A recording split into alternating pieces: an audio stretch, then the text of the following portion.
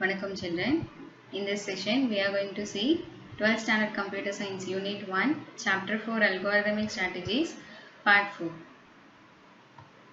The learning objectives of today's session: first thing we are going to see efficiency of an algorithm, then method for determining the efficiency of an algorithm, then space-time trade-off, and finally what are asymptotic notations.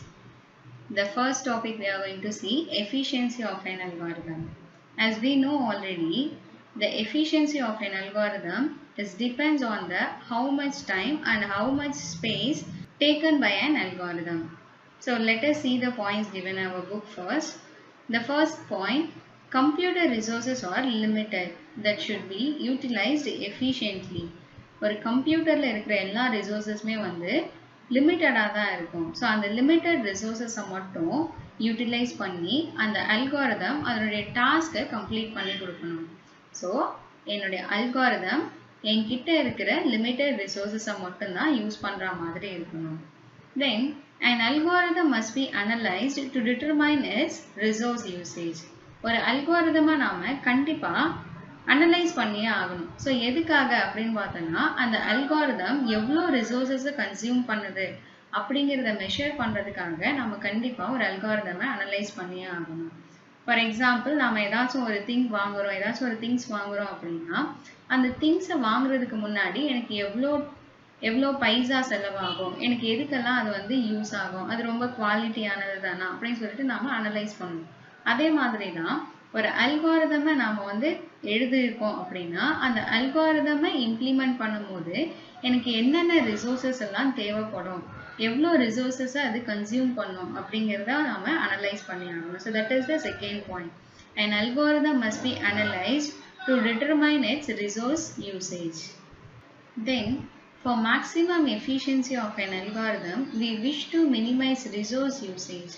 So ஒரு அல்காரிதமுடைய maximum எஃபிஷியன்சியை நாம் attain பண்ணணும் அப்படின்னா அந்த algorithm அதனுடைய resource யூசேஜை ரொம்பவே minimise பண்ணணும். That is கொஞ்சமான ரிசோர்ஸஸை use பண்ணி அந்த அல்காரிதம் அந்த டாஸ்க்கை வந்து நமக்கு கம்ப்ளீட் பண்ணி கொடுக்கணும்.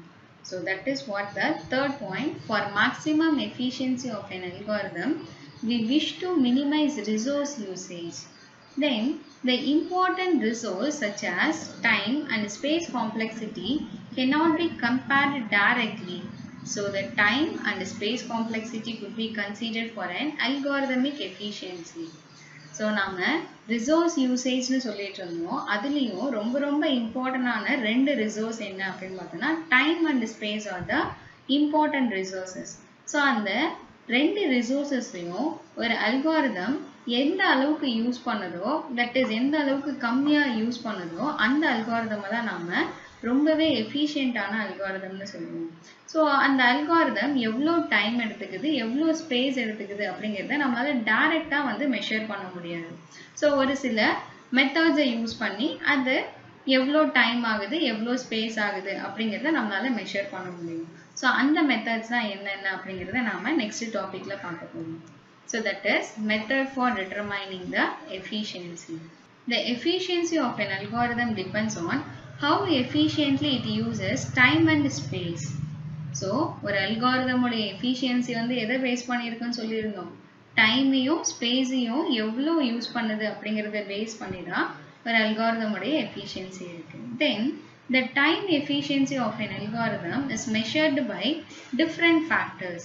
ஸோ இதில் இருக்கிற டைமை மட்டும் நம்ம மெஷர் பண்ணுறதுக்கு நிறைய ஃபேக்டர்ஸை பேஸ் பண்ணி ஒரு அல்காரிதம் எவ்வளோ டைம் எடுத்துக்குது அப்படிங்கிறத நம்மளால் மெஷர் பண்ண முடியும். அந்த ஃபேக்டர்ஸ் என்னென்ன அப்படின்னு பார்த்தோன்னா, the first one, speed of the machine.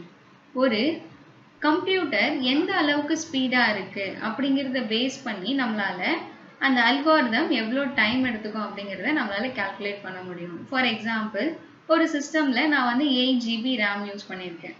So அப்போ அந்த சிஸ்டம் வந்து எனக்கு கொஞ்சம் ஃபாஸ்ட்டாக இருக்கும். இதுவே என்கிட்ட இருக்க சிஸ்டமில் நான் 16 GB RAM இன்ஸ்டால் பண்ணியிருந்தேன் அப்படின்னா அப்போ ஆல்ரெடி யூஸ் பண்ணதை விட டபுள்டு ஃபாஸ்ட்டாக இருக்கும் நம்மளுடைய 16 GB RAM யூஸ் பண்ணியிருக்க சிஸ்டம்.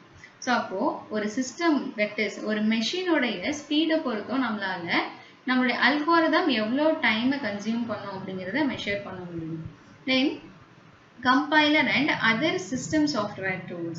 So நம்ம என்ன கம்பைலர் யூஸ் பண்றோம், என்ன சிஸ்டம் சாஃப்ட்வேர் டூல்ஸ் யூஸ் பண்றோம் அப்படிங்கறத பேஸ் பண்ணியும் நம்மளால டைமை வந்து கால்குலேட் பண்ண முடியும், தட் இஸ் மெஷர் பண்ண முடியும். தென் ஆப்பரேட்டிங் சிஸ்டம். ஸோ எந்த ஆப்பரேட்டிங் சிஸ்டம்ல நாம நம்மளுடைய அல்காரிதமை இம்ப்ளிமெண்ட் பண்றோம் அப்படிங்கறத பேஸ் பண்ணியும் நம்மளால டைமை மெஷர் பண்ண முடியும். For example Windows operating system, Unix operating system, Linux operating system. So இந்த மாதிரி நிறைய operating systems இருக்கு. So அதில் எந்த operating systemல நாம நம்மளுடைய algorithm implement பண்றோம் அப்படிங்கிறத பேஸ் பண்ணியும் நம்மளால டைமை மெஷர் பண்ண முடியும். Then programming languages used. எந்த algorithm implement பண்றோம் அப்படிங்கிறத பேஸ் பண்ணியும் நம்மளால டைமை மெஷர் பண்ண முடியும். For example, C language, C++ language, Java, Python. So இந்த மாதிரி நிறைய ப்ரோக்ராமிங் லாங்குவேஜஸ் இருக்கு. ஸோ எந்த ப்ரோக்ராமிங் லாங்குவேஜ்ல நாம நம்மளுடைய அல்காரிதம் இம்ப்ளிமெண்ட் பண்றோம் அப்படிங்கிறத பேஸ் பண்ணியும் நம்மளால டைமை மெஷர் பண்ண முடியும். தென் வால்யூம் ஆஃப் டேட்டா ரெக்வயர்ட். அந்த அல்காரிதமை நம்ம கம்ப்ளீட் பண்றதுக்கு, அந்த அல்காரிதம் அதனுடைய டாஸ்கை கம்ப்ளீட் பண்றதுக்கு அதுக்கு எவ்வளோ டேட்டா தேவைப்படுது அப்படிங்கிற அந்த வால்யூம் ஆஃப் டேட்டாவை பேஸ் பண்ணியும் நம்மளால அந்த அல்காரிதம் கம்ப்ளீட் ஆகிறதுக்கு எவ்வளோ டைம் ஆகும் அப்படிங்கிறத மெஷர் பண்ண முடியும். The next topic we are going to see space time trade-off. So இந்த ஸ்பேஸ் டைம் ட்ரேட்-ஆஃப்ல என்ன படிக்கிறோம் அப்படின்னா, ஒரு அல்காரிதம் நாம இம்ப்ளிமெண்ட் பண்றோம் அப்படின்னா அந்த அல்காரிதம்ல ஸ்பேஸ் அதிகமாக ஆச்சு அப்படின்னா எனக்கு டைம் வந்து கம்மியாக கன்சியூம் ஆகும். சப்போஸ் எனக்கு டைம் இன்க்ரீஸ் ஆகுது அப்படின்னா அந்த இடத்துல எனக்கு ஸ்பேஸ் கன்சப்ஷன் ரொம்ப கம்மியாக இருக்கும் அப்படிங்கிற ஃபேக்டை சொல்கிறது தான் இந்த இடத்துல நாம ஸ்பேஸ் டைம் ட்ரேட் ஆஃப்னு சொல்லியிருக்கோம். So space time trade off refers to a situation where you can reduce the use of memory space at the cost of slower program execution. எனக்கு மெமரி ஸ்பேஸ் ரெடியூஸ் ஆகும்போது என்னுடைய program எப்படி இருக்கும் அப்படின்னு பார்த்தோன்னா ஸ்லோவராக இருக்கும். ஸோ விச் மீன்ஸ் என்னுடைய ப்ரோக்ராம் ஸ்லோவாக இருக்குது அப்படின்னா என்ன மீனிங், என்னுடைய டைம் இன்க்ரீஸ் ஆகுது, அந்த டாஸ்க்கை கம்ப்ளீட் பண்ணுறதுக்கான டைம் இன்க்ரீஸ் ஆகுதுன்னு அர்த்தம். So in a situation where you can reduce the use of memory space at the cost of slower program execution or reduce the running time at the cost of increased memory usage. Suppose எனக்கு running time வந்து reduce ஆகுது அப்படின்னா அப்போ ஆட்டோமேட்டிக்காக எனக்கு என்ன ஆகும், memory usage increase ஆகும். ஸோ இந்த ஃபேக்டை தான் நாம் என்னன்னு சொல்லியிருக்கோம் அப்படின்னா ஸ்பேஸ் டைம் ட்ரேட் ஆஃப்னு சொல்லுவோம். ஸோ தட் இஸ் ஸ்பேஸ் அதிகமாகும் போது எனக்கு டைம் கன்சப்ஷன் கம்மியாக இருக்கும், டைம் கன்சப்ஷன் அதிகமாக இருக்கும்போது ஸ்பேஸ் யூசேஜ், மெமரி யூசேஜ் வந்து நமக்கு அதிகமாக இருக்கும். So this is what space time trade off. But ஒரு பெஸ்டான அல்காரிதம் அப்படிங்கிறது எப்படி இருக்கணும் அப்படின்னு பார்த்தோம்னா, அந்த அல்காரிதம் எனக்கு கம்மியான மெமரி ஸ்பேஸில் கம்மியான டைம் கன்சப்ஷனில் அந்த டாஸ்க்கை கம்ப்ளீட் பண்ணி கொடுக்கணும். அந்த டாஸ்க் எனக்கு எவ்வளோ கம்மியான ஸ்பேஸில் எவ்வளோ சீக்கிரமாக எனக்கு கம்ப்ளீட் ஆகுதோ அந்த மாதிரியான அல்காரிதமை தான் நாம் பெஸ்ட் அல்காரிதம்னு சொல்லுவோம். So the best algorithm to solve a given problem in one that requires less space in memory and takes less time to execute its instruction to generate output. So எனக்கு அவுட்புட்டை generate பண்ணுறதுக்கு less execution டைமில் less memory space கன்சப்ஷனில் அந்த problem எனக்கு solve ஆச்சுன்னா அந்த அல்காரிதமை தான் நாம் பெஸ்ட் அல்காரிதம்னு சொல்லுவோம். Then the next topic we are going to see asymptotic notations. So asymptotic notations are nothing but the symbols which represents the symptoms in the algorithm. So ஒரு அல்காரிதம்ல இருக்கிற சிம்டம்ஸை நாம ஒரு சில நோட்டேஷன்ஸை யூஸ் பண்ணி ரெப்ரசன்ட் பண்ண போறோம். ஸோ அதுதான் என்னென்ன நோட்டேஷன்ஸ் அப்படிங்கிறத பார்க்க போறோம்.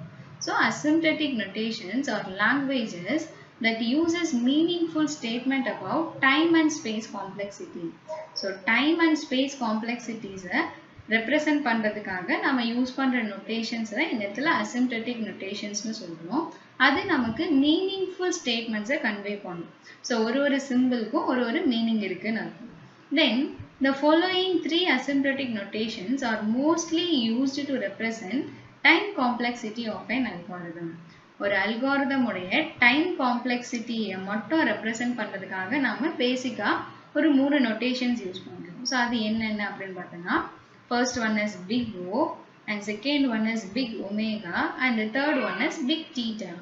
ஸோ இதில் big O, big omega and big theta. So இந்த சிம்பிள்ஸ் எல்லாம் என்னென்ன மீனிங்கை கன்வே பண்ணுது அப்படிங்கிறத பார்க்க போகிறோம். So the first one is big O. So big O is often used to describe the worst case of an algorithm. ஒரு algorithm உடைய worst case represent பண்றதுக்காக யூஸ் பண்ற சிம்பிள் தான் என்னன்னு பார்த்தோம்னா big O. So worst case is nothing but நாம இந்த இடத்துல டைம்காக மட்டும் தான் இந்த மூணு நோட்டேஷன்ஸையும் பார்த்துட்டு இருக்கோம். ஸோ அப்போ ஒரு அல்காரிதம் எனக்கு நிறைய டைமை கன்சியூம் பண்ணுச்சு அப்படின்னா அந்த அல்காரிதம் வந்து நாம worst கேஸ்னு ரெப்ரசென்ட் பண்றோம். ஸோ அந்த worst கேஸை ரெப்ரசென்ட் பண்றதுக்காக யூஸ் பண்ற சிம்பிள் தான் என்ன அப்படின்னு பார்த்தோம்னா big O. Then big omega. So big omega is the reverse of big O. So big O உடைய ரிவர்ஸ் தான் இந்த பிக் ஒமேகா. ஸோ அப்போ பிக் ஓங்கிறது எனக்கு worst கேஸை ரெப்ரசென்ட் பண்றதுக்காக யூஸ் ஆச்சுன்னா அப்போ பிக் ஒமேகா எதுக்காக யூஸ் ஆகும்? பெஸ்ட் கேஸை ரெப்ரசென்ட் பண்ணுறதுக்காக யூஸ் பண்ணுறது தான் இந்த big omega simple. So big omega is the reverse of big O. If big O is used to describe the upper bound, that is first case of a asymptotic function, big omega is used to describe the lower bound, that is best case. So big ஓவை நாம first கேஸை represent பண்ணுறதுக்காக use பண்ணுறோம்னா அப்போ big omega எனக்கு best கேஸை represent பண்ணுறதுக்காக use ஆகுது. Then the final one is big theta. So big theta is used to represent the upper bound equal to lower bound. So that is ஒரு அல்காரிதம்ல எனக்கு Appar பவுண்டும் lower பவுண்டும் ஈக்குவலா இருந்துச்சு அப்படின்னா அதை ரெப்ரசென்ட் பண்றதுக்காக யூஸ் பண்ற சிம்பிள் தான் என்னன்னு பார்த்தோம்னா big theta. So when an algorithm has a complexity with lower bound equal to upper bound, say that an algorithm has a complexity O and omega is it actually has a complexity theta. So எனக்கு big O and big omega ரெண்டுமே வந்து அந்த ப்ரோக்ராம்ல ஈக்குவலா இருந்துச்சுன்னா அதை வந்து நாம தீட்டான்னு சொல்றோம். So which means the running time of the algorithm always falls in n log n in the best case and worst case. எனக்கு best caseலயும் worst caseலயும் same result n log n. So அதே ரிசல்ட் எனக்கு இருந்துச்சுன்னா ஈக்குவலாக இருந்துச்சுன்னா அதை represent பண்ணுறதுக்காக use பண்ணுற simple தான் என்னன்னு பார்த்தோம்னா big theta simple. So these are the asymptotic notations. We'll see you in the next class, children. Thank you.